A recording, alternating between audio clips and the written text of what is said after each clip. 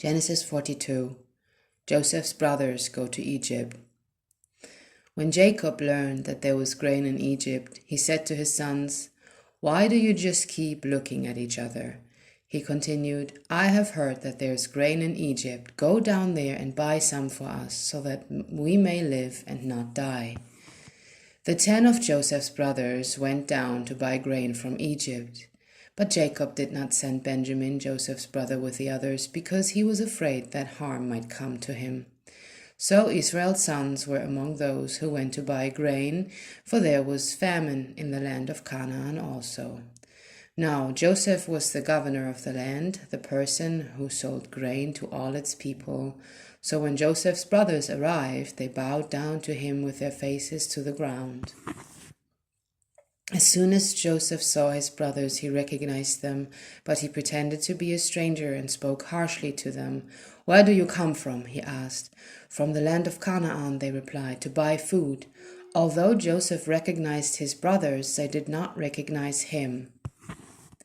Then he remembered his dreams about them and said to them, "You are spies. You have come to see where our land is unprotected."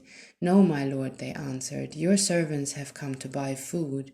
We are all the sons of one man. Your servants are honest men, not spies."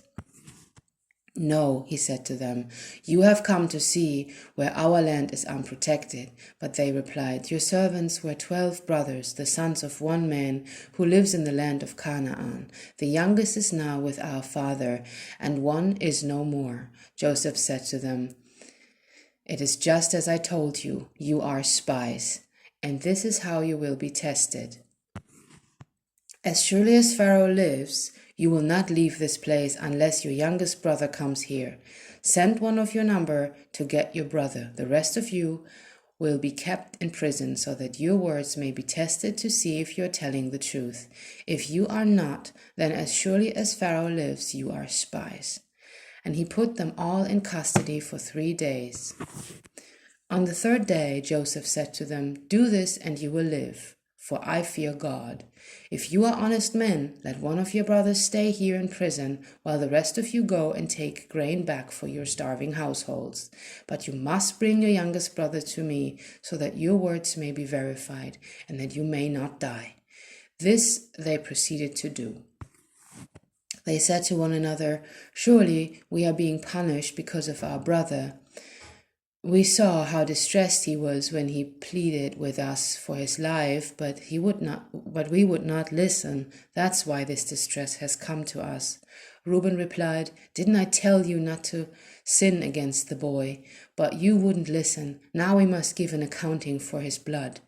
They did not realize that Joseph could understand them, since he was using an interpreter. He turned away from them and began to weep, but then came back and spoke to them again. He had Simeon taken from them and bound before their eyes.